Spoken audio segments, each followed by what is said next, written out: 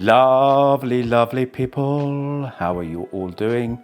Hope you're all well, and welcome to another video, and welcome to a Hambini special. We are reviewing an Hambini bottom bracket. How about that?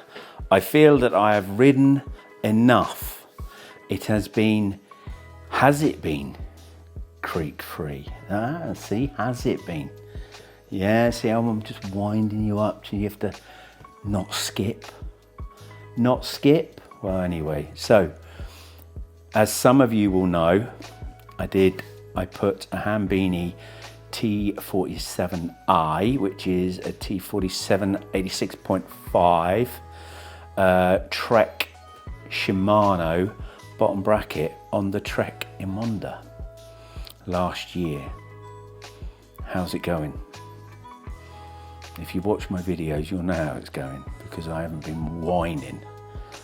But anyway, there's a little bit of history about it. So I'm not just going to go, yeah, it's great, bye, lots of love, take care. Don't forget to like and subscribe. Let's get into it, all right? Let's have a chat about it. Welcome to James Social Cycling.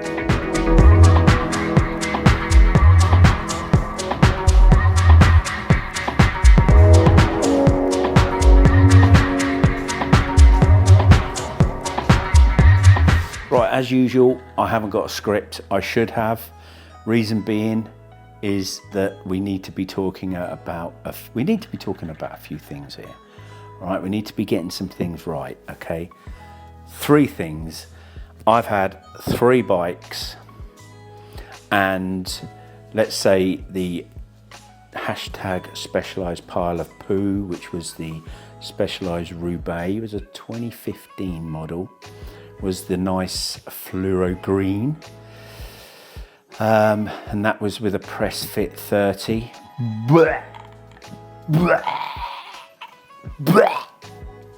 Pile of fucking turd, that's what that was. The creek from hell. Then I will go into the story a little bit more, but then I purchased, as you know, so there's the specialized hashtag specialized pile of poo, and then you've got the ALR, so the Emonda ALR, Trek Emonda ALR 5. I purchased the frame here, and there's a good story about that one.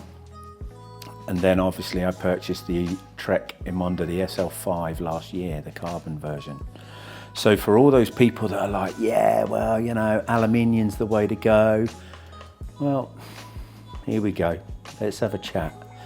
So let's chat, right? So the specialized Roubaix 2015 version, okay? It's a press fit 30, which was a pile of shite from pretty much the first day I bought it. But back then, the only reason why I bought the frame was, one, because years ago I'd had a few trouble with my back. They'd said the geometry was better. What happened with the Roubaix was the guys tried to glue the bottom bracket in. Then I actually looked on the internet and found a praxis that they did, which was a push fit and was it a threaded or was it just a push fit? It was a different style, so we got that in there, and that worked for a little while, and then we had to renew it, and the next one was absolute rubbish. It was the creek from hell. So the main part of the parcel here was I bought the bike because I was told that the frame was a lifetime guarantee. But they didn't say if it's got a creaking bottom bracket, then it isn't got a lifetime warranty.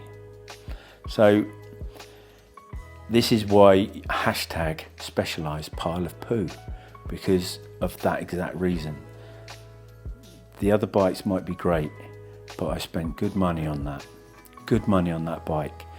And it got to the point where I was actually looking online, and this is when I come across Hambini for the first time. So I come across Hambini, I'd actually emailed Hambini, and I had stripped the bike down to send to Hambini.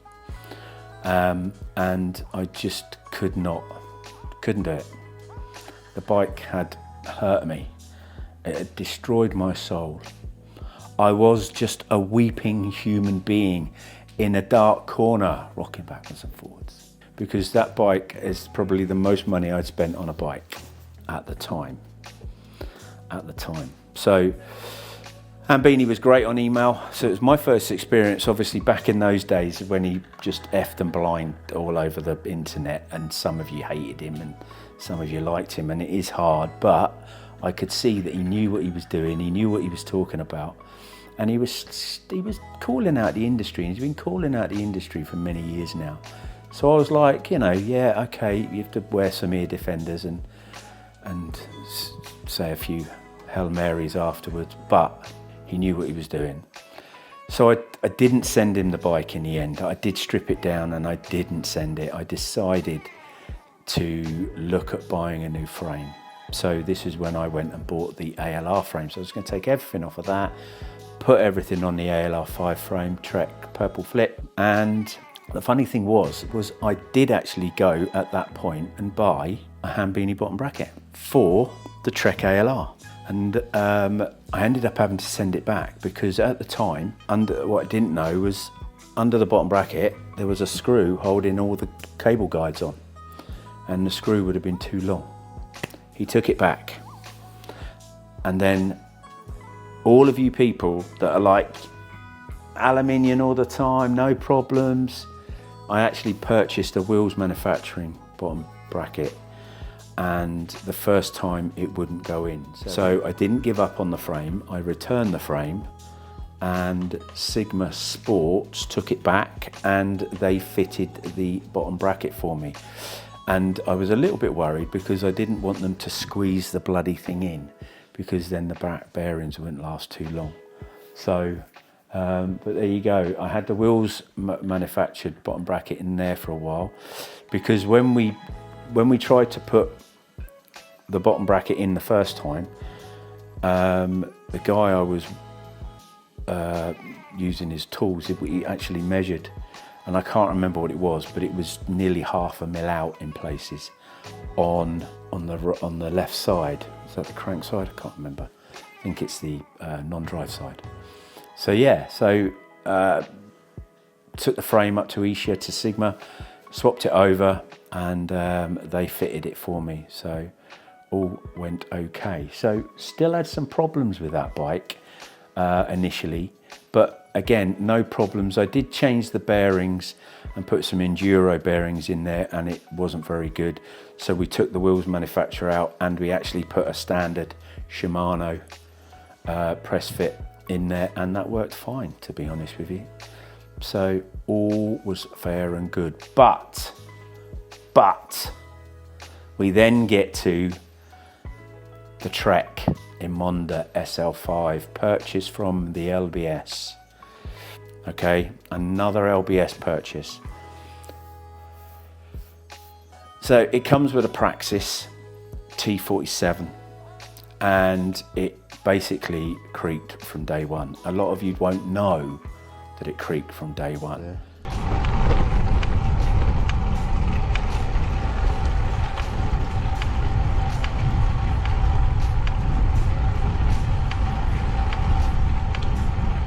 Obviously, I did a video where I had been into the LBS and told them to take the bottom bracket out because it was a pile of shit after it getting new bearings, and they charged me for it. And I said on the video, oh, they charged me for it. And then I got a load of people that never knew any of the story whatsoever, came on without context and blew a fucking whistle. So, and to be honest with you, I hope none of you are fucking subscribed to me, because I don't give a shit. I put up with, from day one, fucking creaking on that Trek Emonda SL5. In my bag, luckily enough, I'd already purchased said T47i Trek bottom bracket from Hambini. But I was testing out the market, because the market had been swindling us for decades. Not decades, decade. Since Press Fit 30.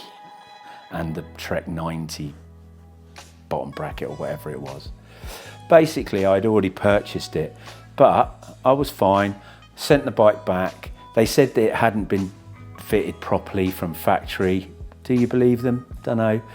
They'd done it properly. Within a few days or a week or so, I think it was about a week, I heard the noise back, and then I ended up thinking, no, I'll let it go, click, click, click. And it was within days that it started again. So then I remember saying, I'll give it a few more days, because the problem is when you take the bike to your LBS, they kind of tell you it could be this, it could be that, it could be the other. And I'm like, no, it sounds exactly the same. Right. I knew it was a process of elimination, all right? Every time I take it in, because of the creak, is it the bottom bracket? Do you really know it's the bottom bracket? How much fucking money I've spent on this. As it did when I first brought it into you, and the same when it was creaking, when the Specialized was creaking, it sounded the same. But no, you got to go through the rigmarole of taking everything out, which I did. I did with the Specialized, and I did with, the problem was I remember the bike, the Trek SL5 has been in the rain once, and it chucked it down. It chucked it down. And I took it back because of, and obviously I got the fact that it had been cleaned out. The bottom bracket was actually cleaned out of grease.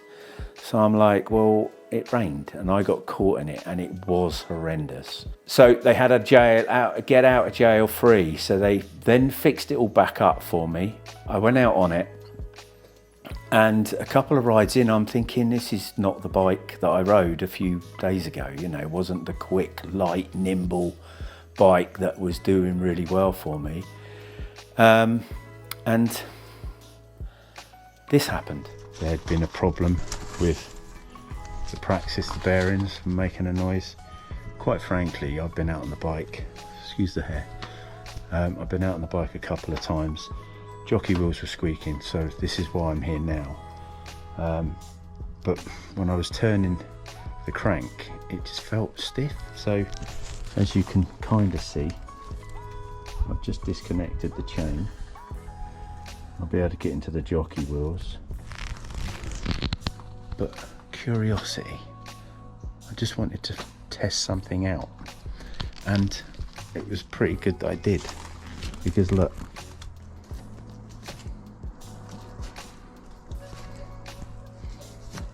at that. That is stiff as a board. Now, how is somebody supposed to ride that? I had a bit of an epiphany last night. So this morning, bike's all up, and obviously I've taken out, undone the crank, and realised that there is a little bit more give there. So there you have the fact that they'd over tighten the bottom, the crank, to wedge it all in. I then loosened off, actually, as you saw in the video, I loosened off the crank.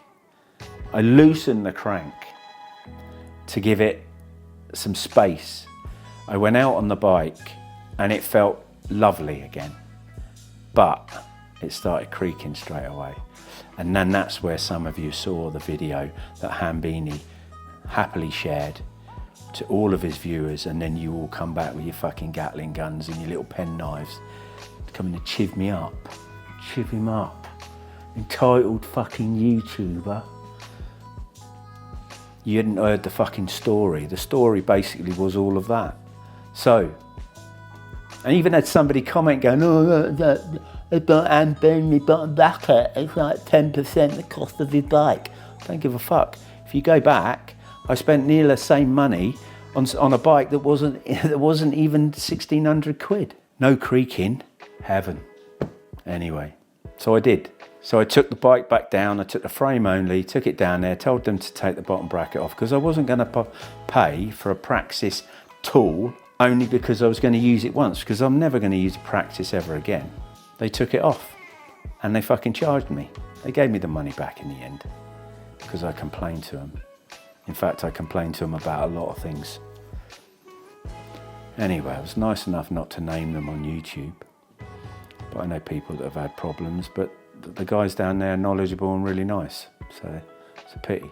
Now I've ridden probably 15 to 2,000 miles, I think, with the Emonda, and since putting the Hambini bracket on, silent. Swish, apart from the swish of the Cosmics, the rest of it is silent.